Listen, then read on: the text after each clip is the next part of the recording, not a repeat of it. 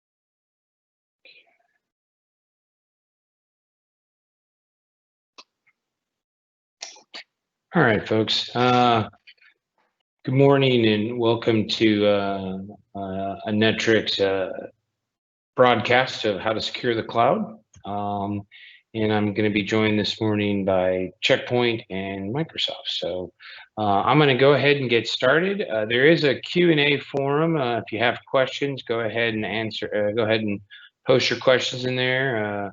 Myself and a few other folks are monitoring that, and I'll try to stop and answer questions as we go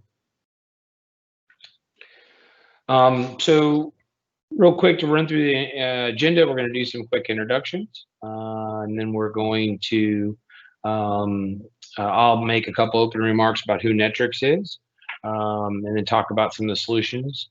I'm going to hand it over to Microsoft, Jacob at Microsoft, and then we'll finish up with,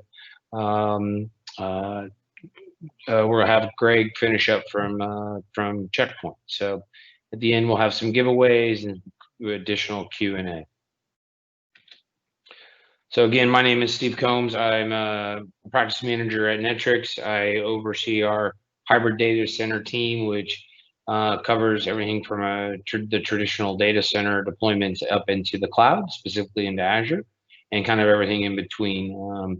We've got a very experienced skill set in terms of the gentlemen I manage, or the ladies and gentlemen I manage, and excited to be joining you. Greg? Hey team, good morning. My name is Greg Pepper. I'm a security architect with Checkpoint.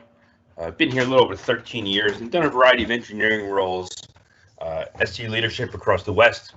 I was head of our data center cloud and virtualization team for a number of years, and I'm one of our cloud ninjas here and excited to talk with our team today. Thanks for having me, everyone. Thanks, Greg. Jacob?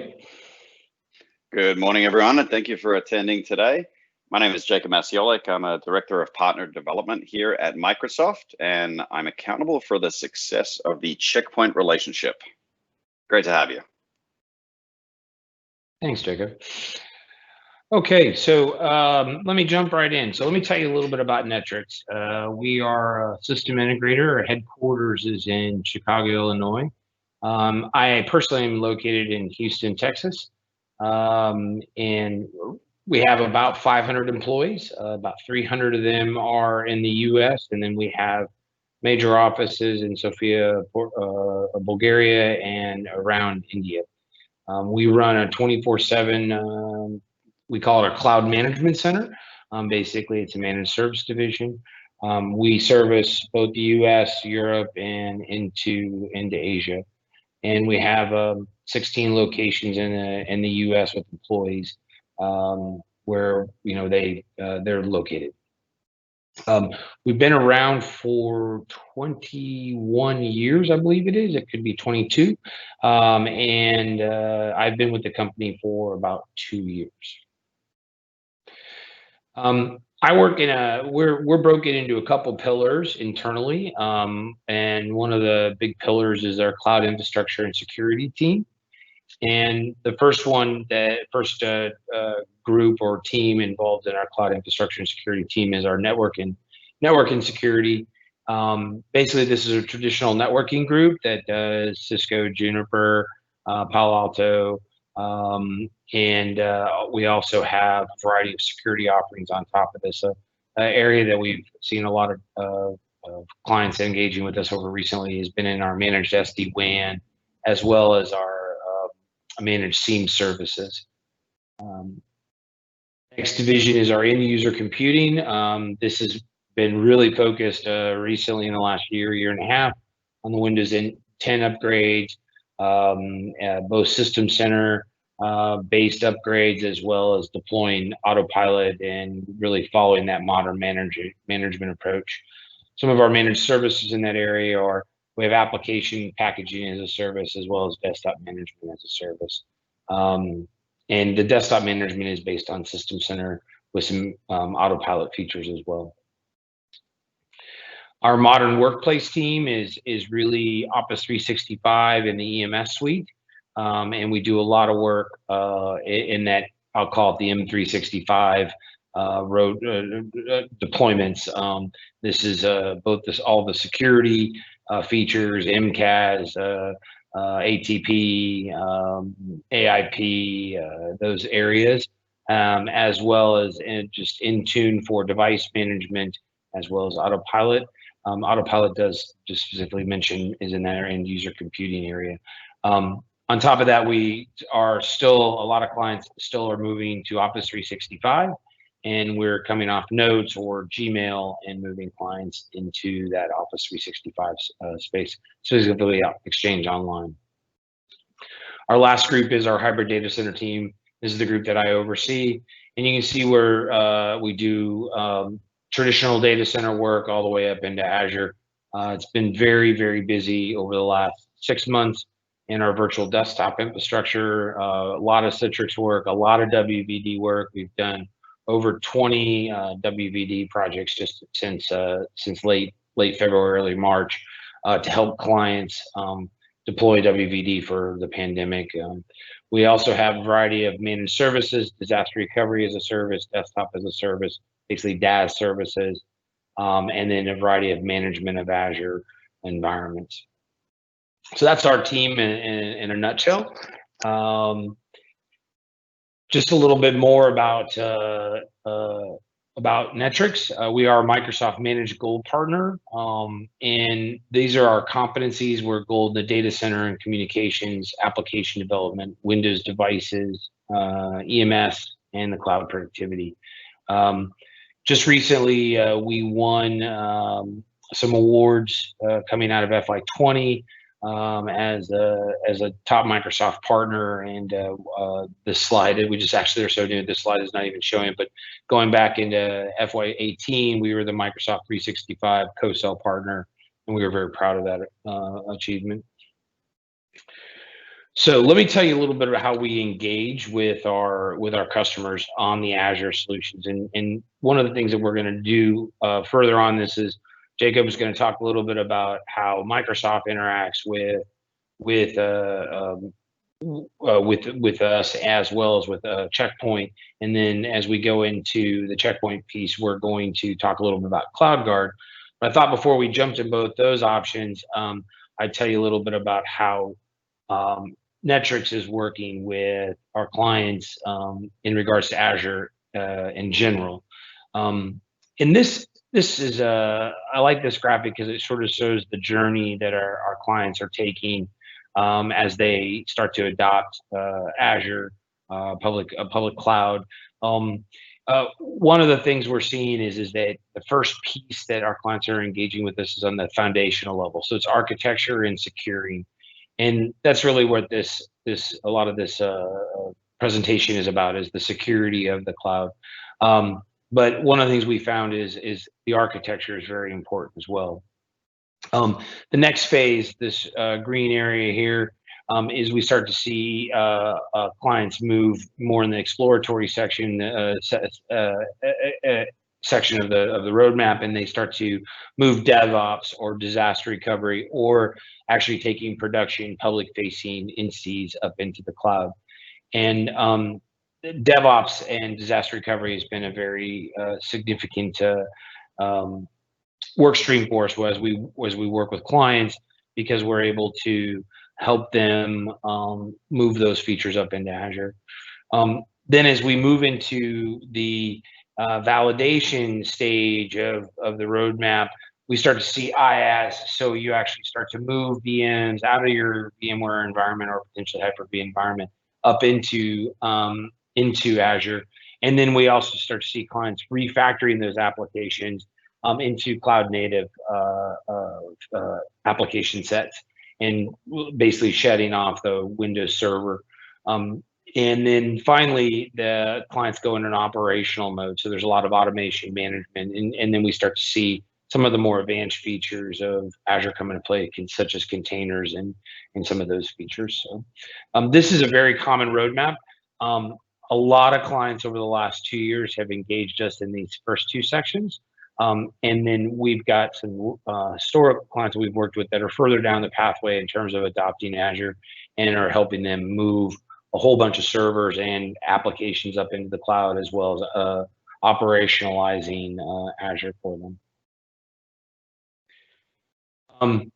Very typical engagements that we do for customers is an Azure Governance session. It's typically a couple days working with the customer. It's education, compliance, and design. And we just finished one of these just 2 weeks ago, and with a large airline.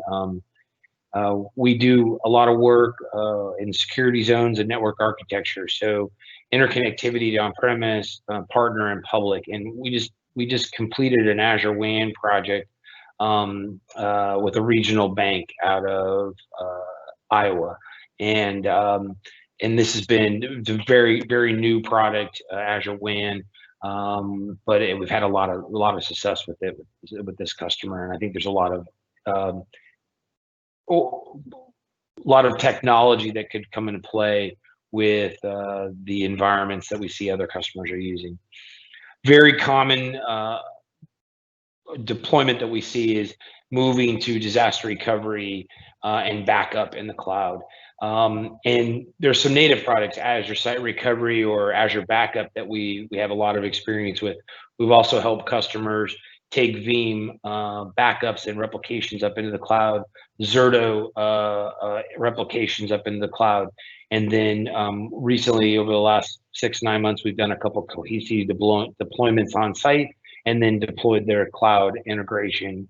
And just over in the last couple of months, we've finished 2 international manufacturers. And what I mean by this is that manufacturers that have international operations, and help them, 1 on the cohesive side and 2 on the Zerto side, deploy not only local backups on-prem, but then taking those into the cloud and leveraging those products to take advantage of some of the features of Azure. Another engagement that we've done is on the role-based access and Azure security. And I don't mention it here just because the rest of the presentation is about CloudGuard, but we have done some CloudGuard deployments.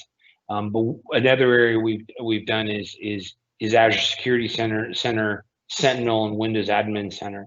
And we just finished up an insurance carrier, a health insurance carrier, where we deployed a managed Sentinel solution for them. And then finally, virtualized end user computing. And I mentioned we've done a lot of WVD. We took one of the largest privately held companies in the world and helped them deploy WVD just in the April and May timeframe. And all the challenges of trying to take their technology and make it work on WVD was a very successful project. We ran it over about a 4-week period of time. So those are some of the examples I have where we've engaged with our customers. Finally, I did want to just mention real quick our network, Netrix Azure Governance, and we in this is kind of the 6 major sections we go through: Azure Concepts, Identity and Security, Networking. Spend quite a bit of time on networking. Customers really want to understand how you interconnect the on-premise data centers into the network, into the Azure environment. IaaS services, PaaS services, we actually bring in another group, our modern application and data intelligence group, and they help with PaaS services. And then finally, we spend a good chunk of the 2-day workshop talking about solutions. How can we help customers start to leverage Azure quickly? How do we start to, how do you start to deploy solutions in there? One last note, our Azure Governance is a paid engagement, but if you're interested, we do have a snippet. It's a 1.5 hour call where we can take one of these subjects over here or another one and bring in an SME and talk about it. So look forward to hearing from you if you have an interest in talking about any of these options. At this point, I am done, and I'll hand this over to Jacob. Thank you so much, Steve. Really do appreciate it.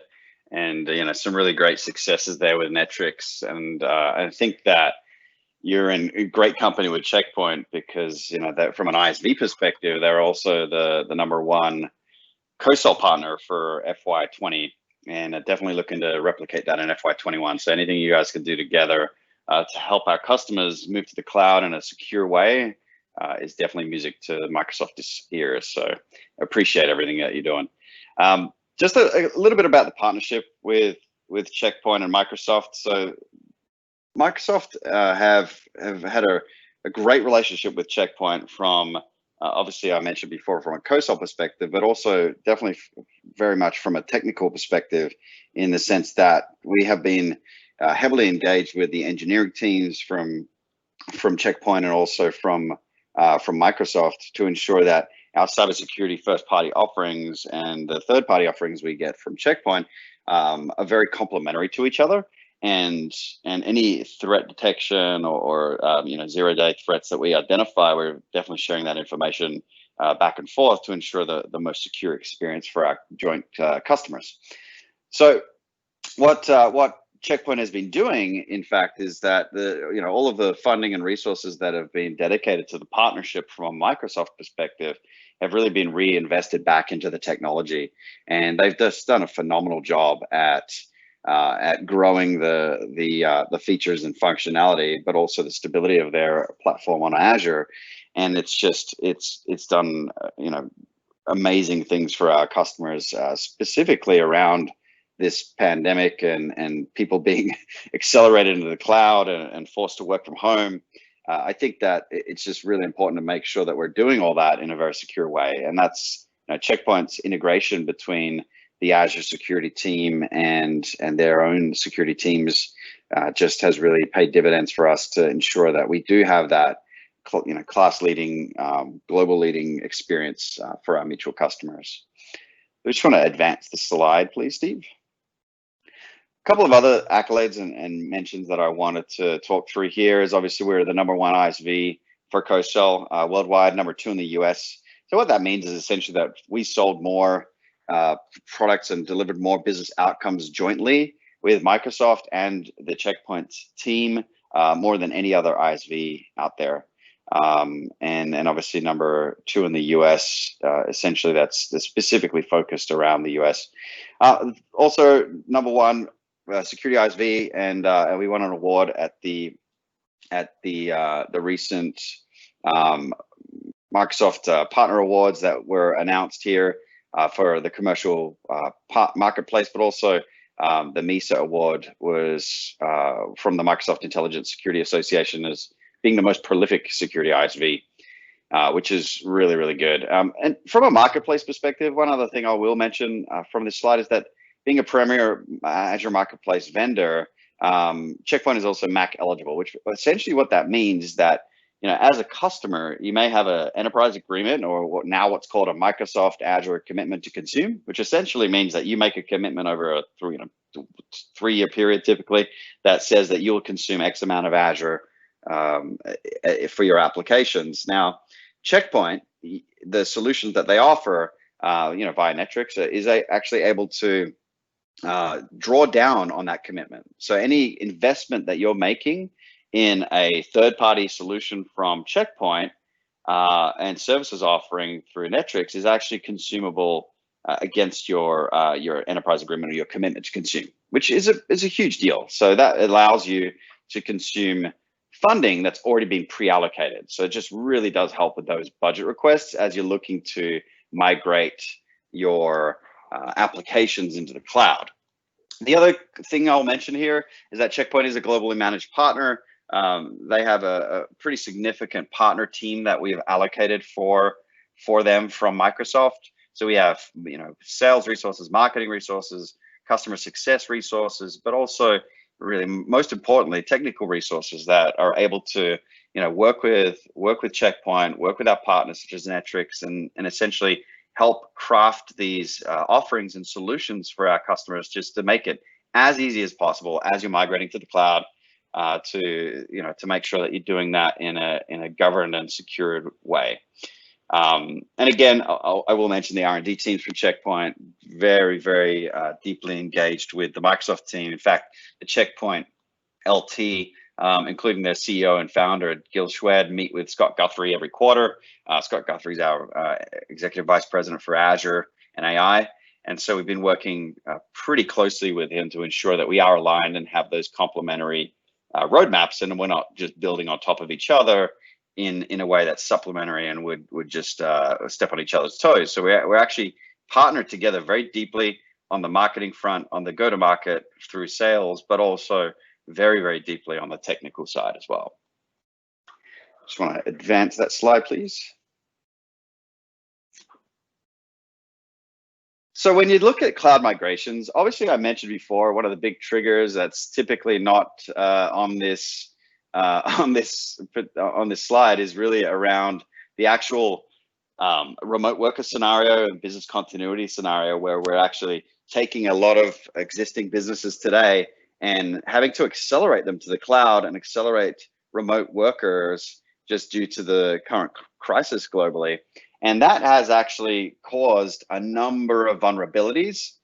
And as you can imagine, a number of exploits that hackers and other non-reputable organizations have taken advantage of, as they know that the maturity level of partners is essentially being challenged, as well as customers, to ensure that we are doing things the right way, and that can fall by the wayside sometimes when we are being forced into these rapid deployments or rapid acceleration to the cloud.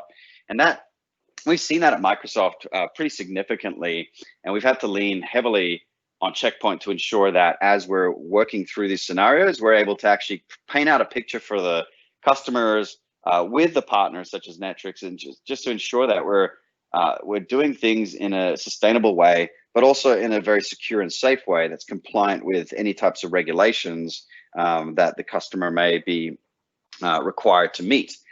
So some of the other things that we also like to point out as triggers of cloud migration. Obviously, we mentioned compliance before, but obviously there's other things like software end of support, which we'll talk a little bit about. Windows SQL Server 2008, SQL Server 2008, as well as Windows Server 2008. But typically when customers are looking at a cloud migration strategy and assessing their cloud maturity, they look at things like, okay, well, what legacy applications can we innovate on? What could we potentially refactor or reformat into the cloud? What existing security threats do we have with our on-prem connections? And also there may be a data center contract that's expiring, or software or hardware refreshes that are happening on-prem, and that could trigger a cloud migration. So it's really about ensuring that as you're migrating to the cloud, you are looking at a few different resources that are available through Microsoft and through Azure, and also Netrix and Checkpoint, is the cloud adoption framework and cloud maturity assessment. So if we just want to advance the slide, please. So let's talk a little bit about one of the scenarios, but it's end of support. So also known as end of life. So some of you may be familiar with those terms. But Windows Server 2008, Windows SQL Server 2008 was essentially end of support at the start of this year. Now, what that means is there's a number of on-premises legacy systems. In fact, 70% of the world's on-premises servers run on Windows Server. So you can imagine that there's a number of these applications that are running on-prem in Windows Server 2008 or Windows SQL 2008 that are now end of support. If we just advance the animation here, So you can visit visit our website that talks about Cloud Platform and Windows Server 2008 just to look at some of the options. But you can imagine that as we're being accelerated to this new kind of cloud world and identifying these legacy applications that you may want to take into the cloud, there's different methods that you can deploy with that. But one key takeaway we want you to take from this is that as you're assessing this, ensure that you're doing it in a way that's taking into consideration all of the cybersecurity threats that you could be exposing by moving these systems into the cloud. So we just want to advance the slide, please. So some of the options or potential capacity for customers is obviously you could just do nothing with those end of support systems and just let them lapse. Obviously that increases your business risk, as some of these systems are, and a lot of times these are critical systems that people rely on every day. You can purchase on-prem extended support. It's fairly expensive though. It's not a very cost-effective option, because you are kind of repaying for that for 1 year only. And the other option is you could upgrade to the new on-prem version. That does have challenges in itself because of the technological, it's essentially a technological dead end that you're painting yourself into, but also you're having to upgrade the potential software, legacy software that you're running on premises as well. And just historically speaking, from what I've seen happen over the last 12 months as customers have been migrating these workloads, is that a lot of the legacy software that they are running has challenges and nuances in the later versions of SQL and Server anyway. Another option number 4, is probably the easiest, is essentially migrating to Microsoft Azure in an IaaS capacity. So what that means is essentially you're lifting and shifting the legacy workloads, putting them into a IaaS scenario that Steve actually mentioned earlier, around the cloud assessments that we can do with that, also the cybersecurity assessments we can do with that. But essentially what you do get is 3 years of complimentary extended support and security patches from Microsoft for your legacy systems if you were to do that. That's probably the most cost-effective option, and it's the easiest option by far. But what it also does open you up to, and this is something just to take into consideration as you're migrating workloads into the cloud, as you're considering, which ones to do first, just take into consideration the fact that as you move these workloads into Azure, you do expose and open up a number of new opportunities for your organization through the services available inside of Azure. So for example, we had a very, very large banking customer that we've been working with Checkpoint, who had a fairly old supplier management system that they had built on essentially a legacy system that's been running on-prem for over 12 years. And as you can imagine, they have 12 years worth of logs and data that they have against the supply chain relationships that they've developed over time. And the benefit of moving that workload, or the quite a large system, into Azure allowed them to immediately have access to machine learning and AI technology in Azure. So what that meant was that they were able to apply those services, such as machine learning and artificial intelligence, against the 12 years of data that they've been collecting. So they were able to develop a number of business intelligence and process intelligence insights for their leadership that they just didn't have access to before, because it was just a lot easier and simpler to actually develop those insights and dashboards inside the cloud. And that is what actually got them the budget to move ahead with an entire migration. So they did like a proof of concept. And again, we have access to proof of concept funding and Azure credits, and both Netrix and Checkpoint can combine forces on what Microsoft is helping them out with from that perspective. So there are resources available to you to actually run these proof of concepts. But essentially that was a proof of concept that we had built out and helped expose a lot of the information and insights to the leadership team that they just didn't have access to before. So they were able to see and effectively modify their processes to greatly enhance and increase their profitability with those specific supply chains that they just weren't able to before. And so that's what actually got the green light for the budget to do the entire project, versus a infrastructure conversation or a security conversation, which was like, oh, hey, we need to move this because it's end of support. We need an infrastructure budget. As you could probably imagine, the budget request for providing an intelligent insight into the legacy data was a lot more. Well, they were able to, number one, get a lot more funding for it, but it was a lot quicker to actually have that approved and prioritized over other projects. And the other option is you could migrate to like a PaaS scenario, which is essentially platform as a service instead of infrastructure as a service. So a number of workloads and databases such as SQL are available to you as a service versus having to implement and install them as an infrastructure in the cloud. If you just want to advance the slide, please. So with that, I'm going to hand it over to Greg, who's going to cover off cloud security blueprints, concepts, and principles. But I just wanted to finally say that, again, we've heavily invested in the Checkpoint relationship.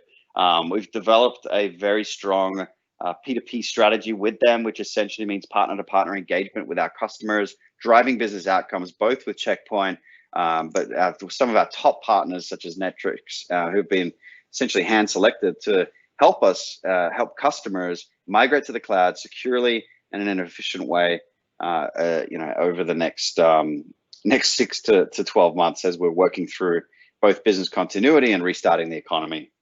So again, thank you so much. Really do appreciate it. And if there are any questions, please let us know at the end. Very good. Thank you very much. And hey, team, this is Greg Pepper, Security Architect with Checkpoint. Steve, if you would please, next slide for us. I wanted to start with, basically starting with the foundation of Microsoft Azure. Because let's be honest, and there's a couple of build out here, Steve, you want to just build this whole slide out, that would be great. When we look at the fundamental security elements of Microsoft Azure, they're really good, right? The firewall manager, the built-in security groups, the Sentinel big data collection. And the key is that when we come in with Checkpoint CloudGuard, it is not necessarily in lieu of the built-in components of Microsoft Azure, right? But they further enhance the native capabilities that are built in. When we look at the entire portfolio of CloudGuard, and that's the family of technologies that Checkpoint has in and around public and private cloud, it really starts with that core network security. And we'll focus on that, the best practices and deployment architectures of our network virtual appliances as they get deployed within that Microsoft environment. But as we can imagine, there are a ton of native controls built in as well, and ensuring that they're configured according to best practice, that they're locked down according to compliance and regulations, as well as that they're continuously monitored. And again, this might not just be singular cloud. Some of our customers are multi-cloud because of application or design or other layer 8, 9, and 10 as an example. Now, additionally, what we've seen, especially with the implementation, we've talked about platform as a service in addition to the infrastructure as a service. So maybe you're using serverless functions, right? Or maybe using database as a service or storage as a service. Well, those don't always neatly fit inside your VNet, where you can apply a modified user-defined route to send traffic through the network of virtual appliance, right? And this is where we have the opportunity to embed workload protection in the serverless function, in the container, and potentially run that in both the PaaS and the FaaS, the platform and the functions as a service, in addition to the core network security running within the traditional IaaS, the infrastructure as a service. So Steve, if you move us into the next slide, if you would please. I want to start with the basic reference architecture that Microsoft has built, because the key is that we're going to plug into this architecture that's widely deployed, a Microsoft best practice, and show how Checkpoint kind of complements and fits in here. Now, if you think about your traditional VNet and the subnet design, the nice thing is that absolutely none of that changes. So for those of you who have already migrated workloads and are in Microsoft Azure, and you've done various projects and VNets and subscriptions and subnet build out, the nice thing is in the cloud, with everything being software defined, it's very easy for us to augment and shoe in that NVA zone. Now, the network virtual appliances, is important to note that one, we always deploy them in their own private subnets. You know, the DMZ external and the DMZ internal, or you might hear us use the term front end and back end, or external and internal. The key is that these virtual appliances, well, they're deployed in the marketplace just like your Windows servers or your SQL servers. And within that marketplace, you have a variety of options. Within the Checkpoint world, we support both a single gateway, if you wanted to have one firewall only within a non-prod environment. We support an active standby cluster, where through the integration at an API level, we modify that software-defined network upon failover. So if there's user-defined routes that need to change, we'll modify them. The front-end load balancer rules, or public IPs on the front end as an example, all of these upon clustered failover, we will modify on demand. But one of the things that we want to recommend as a best practice is the use of VM scale sets. And just as you might have a VM scale set for your web tier, your business tier, and your data tier, well, the security appliances as well can get deployed in a VM scale set. And then based upon the beauty and the simplified approach that Microsoft has with their software-defined network, and I mean that as a compliment because it's so easy to use and so powerful, we can automatically shoe in any direction flow, a north-south flow at the perimeter, an east-to-west flow between tiers, or even with the beauty of Azure is microsegmentation. One of the things that Microsoft does that none of the other cloud providers do is allow you to apply a user-defined route for a subnet on a subnet, causing host-to-host segmentation to go through those security appliances. Now, I'm not starting here saying that every one of your virtual machines needs microsegmentation, but maybe you've got multiple databases in the data tier and you want to provide host-to-host isolation.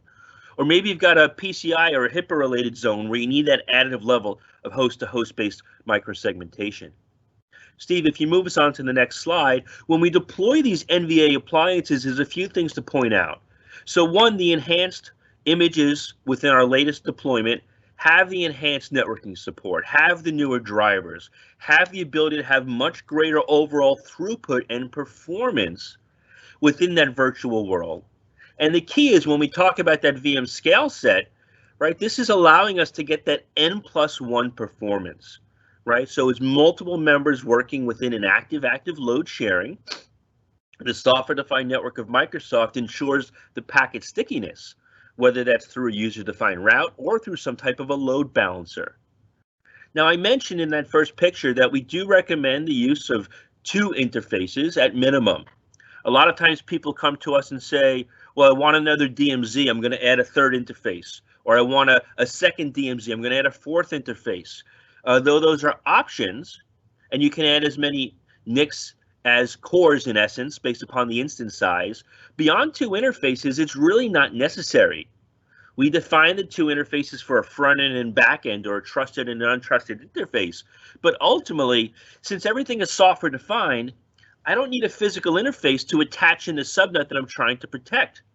If you move on to the next slide, please. In reality, the best practice is to not have the gateways in the subnets of the resources we're trying to protect.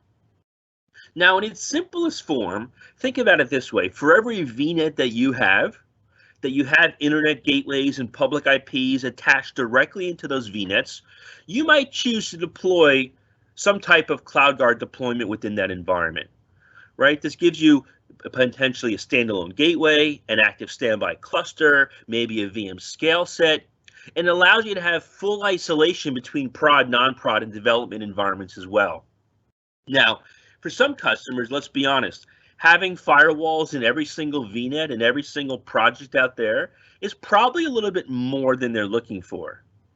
Small editorial statement is the firewall guys, if you'd like to put firewalls in every VNet you have, that's cool by us.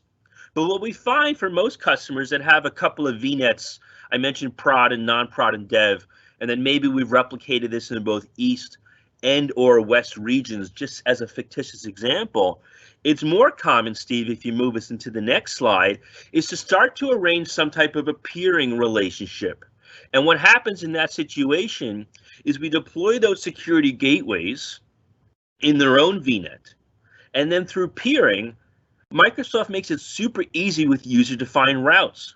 So for example, I can modify the user-defined routes that are in prod 1, dev 1, and test 1 to route to the internet to CloudGuard that's through a peered connection in a VNet away. In the same exact way, we could also use those user-defined routes that says, hey, if I need to go between development and test, as an example, an east to west flow, similarly, send it through those CloudGuard gateways. Or even if I wanted to go between subnets within one VNet, between the green and the blue subnets within any particular subscription, again, through the use of a user-defined route, any egress or east to west flow can get routed in a simple way through the scale set. And since Microsoft enables the stickiness of the traffic, for those east to west flows, we don't even have to do any source natting like we might in some of the other clouds to ensure symmetric traffic returns back to the instance that potentially handle that flow. Now, in this picture, you'll notice that I'm showing 2 lanes. Think of this like if you remember back in the days when we used to go to airports and we had one set of doors to walk into the terminal and a set of security controls on ingress. But equally, when we leave the terminal, when we get off the plane, right, we're going through a different set of doors from an egress security controls, right? Or if you think about walking into your grocery stores, right? We have a lot of large joint customers in Microsoft who are grocers where we have one set of doors that opens up to go into the grocery store and another to leave the grocery store. And what this allows us to do is have separation of duties, separation of performance and policy and maintenance. Now, that does not mean that we cannot, in simple environments, consolidate ingress and egress on a single set of devices. However, sometimes to separate the fault isolation domain, we might create this north-south hub and an east-west hub, and potentially hook up things like your express routes as an example, or maybe site-to-site VPNs, or even things like Azure vWAN. Right? Azure vWAN can integrate with CloudGuard in the same way to do content inspection, although you also have the option with Azure vWAN to use our firewall as a service, eliminating the need to run the NVAs within your own VNets, allowing you to consume the same next-gen threat prevention technologies, but deploy it as a service as well. Steve, if you take me to the next slide, if you would, please. Now, for some of our customers, as mentioned earlier by Jakob, right, you may not necessarily deploy SQL Server in your own VNet as an example. Well, you may choose to move to SQL as a service. Well, the nice thing is using private link and services endpoints, you have the ability now to connect to that PaaS service, the serverless functions, the SQL service, the other elements within their toolkit, and link those PaaS and FAS services through the same type of security controls. Now, equally, once we start to have resources that are living beyond that traditional network boundary, we need a secondary layer of security controls. We need some way to monitor the moves, adds, and changes within Microsoft Azure or other cloud providers. And that's where we complement the traditional CloudGuard IaaS with our cloud security posture management and threat hunting solution. And Dome 9 is meant to complement the CloudGuard IaaS, the network security components, by providing config management, compliance, remediation, threat hunting, as well as integration for serverless functions. Steve, next slide, if you would, please. When we drill a little bit deeper, right, we not only can manage what's going on, but we have a series of both built-in compliance checks and regulatory requirements, both on Azure best practices, NIST, CIS, other frameworks as well. And these are things that can be not only constantly run against your environment, but they can continually be customized, allowing you to very easily take your business logic questions about your cloud. Do I have things exposed on port 3389? Are all my OneDrives encrypted? Have I enabled logging and other security controls within my SQL as a service? And since Microsoft and CloudGuard Dome 9 are constantly communicating, we're querying them through an API on an intermittent basis.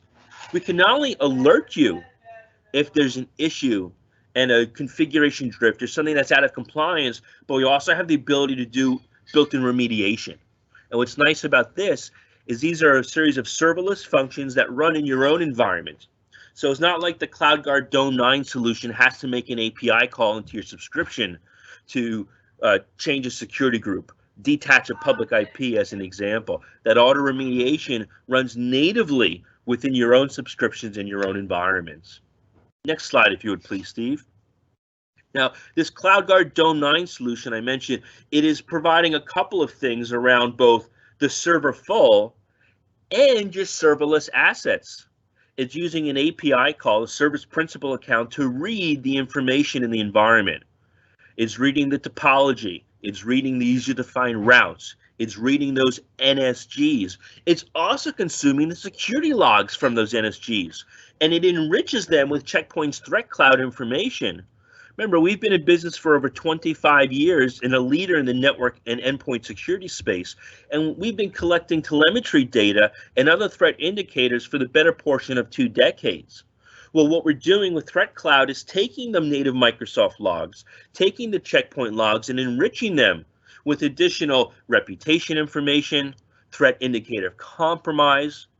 Again, by default, the logs, if you don't understand what the source and destination IP addresses are, well, is it talking to a legitimate end user, or is it talking to a botnet in command and control, as an example? This is an example of how we would complement and enrich the logs, and this is both the Checkpoint logs and the native Microsoft logs. And then ultimately, this can plug into things like Sentinel, right? So if the outbound alerting of our detection needs to forward onto a SIM, whether it's the Microsoft SIM in the cloud or some other thing that you have on premise, as an example, all of the events that have been detected, and in this case, we're looking at both an administrative audit perspective, who turned on this resource, when did they turn it on, where did they turn it on, etc., as well as the network activity generated from those flow logs themselves. Steve, next slide, if you would, please. Now, when we look at kind of, and this has a few animations, just build this out entirely, if you would, please. Right, step one, we have to enable you to do these cloud migrations at the speed that the cloud teams want to move. Let's be honest, DevOps is driving this migration and they want to move as fast as humanly possible. Well, I want you to understand that security can keep up. Everything that we talked about today is 100% deployable through ARM templates and API configurations. And this can be done with PowerShell, Terraform, Ansible, or any other automation tool of your engine. The solution that we talked about, though we zoomed in specifically on Microsoft, this is a solution that runs across all clouds. So if you are diversifying workloads and putting some in your private cloud and public cloud, maybe you're running Azure Stack on-premise as an example. But we have the capability of plugging into a variety of different workloads and not only protecting the network perimeter, but embedding workloads within those serverless functions. And within the hour time that we have, there's only so much that we can share, but we'd love to follow up with you if you'd like to learn more about some of these advanced capabilities to plug into containers and other serverless workloads. And then lastly, you have to be able to stitch together the information, right? The network activity logs, the administrative audit logs, and correlate that together to have some type of sensible meaning as to what's happening. This is the 4-step strategy that we would recommend. And look, we are one of many vendors in the Microsoft marketplace that offer these technologies, but we are one of the best that are out there. If you move me to the next slide, Steve, real quick. For those of you who want to learn a little bit more, those best practices and reference architectures that I talked about are available on our website as a white paper for download. There's a QR link here in the slides if you'd like to snap a picture with your phone, or these will be made available for you afterwards. With that, there was a case study that we want to talk briefly about in our next slide here. Now, Gas South is one of many joint customers that we have that are lifting and shifting and moving workloads into the cloud. And as you can imagine, just as customers shouldn't plug their physical data centers into the internet and not have perimeter workload protection with next-gen firewall, with IDS IPS, with content filtering and antivirus and anti-malware and breach detection, well, the same should live in your virtual networks. As we talked about, they're able to implement these VM scale sets, not just on the perimeter from a north-south perspective, but also as customers migrate to the cloud. In phase 1, we go over the internet. Phase 2, you have some site-to-site VPN tunnels.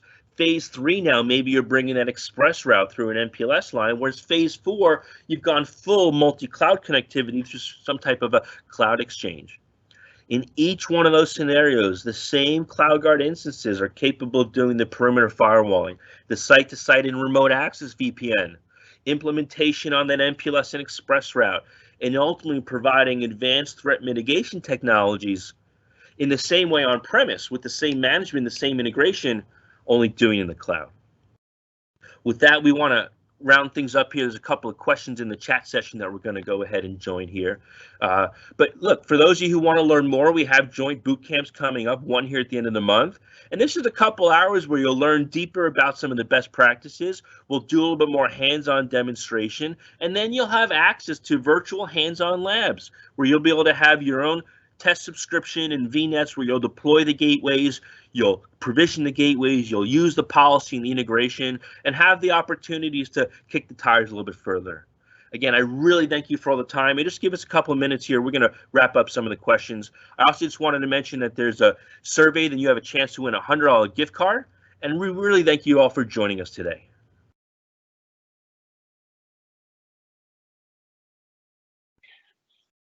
Thanks so much, Greg. So at this point, if you have any questions, if you can post those into the live Q&A section, Greg and I will be able to answer those for you.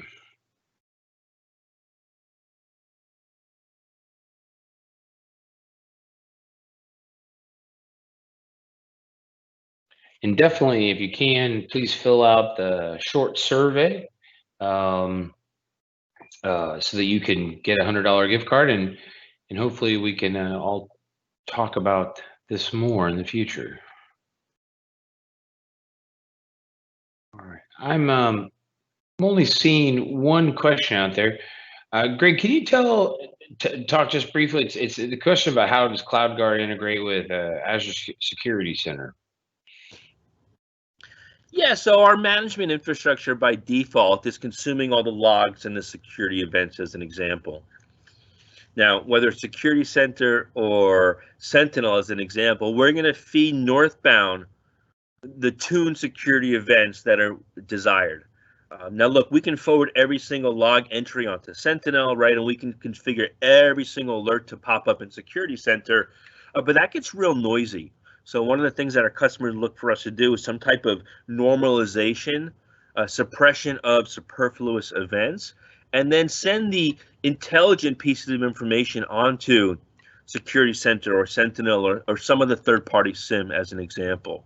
So within our own platform, we're indexing the logs in real time and we're correlating them, and then based upon some of the tuning of the logging and alerting policies, will determine which type of security events are sent northbound to Security Center, Sentinel, or other SIEM and monitoring tool. Great. And then there's one other question I mentioned. It asked about the Azure Governance and session that I mentioned earlier. I'll take that one. So we do offer that Azure Governance engagement with our customers. Often Microsoft helps with funding that. So if you have some interest, that's something that Jacob had to leave for another event, but it's a very common occurrence where Microsoft will help fund some of that, especially as you're moving into Azure. If you have no presence or if you just got a small presence in Azure, we can help. Microsoft will often help fund that. Also, if you have an interest, we run little snippets of our Azure Governance section. So if you reach out to us, we can help you schedule those snippets and talk about one or two features of Azure and how it might relate to your environment. So any other questions?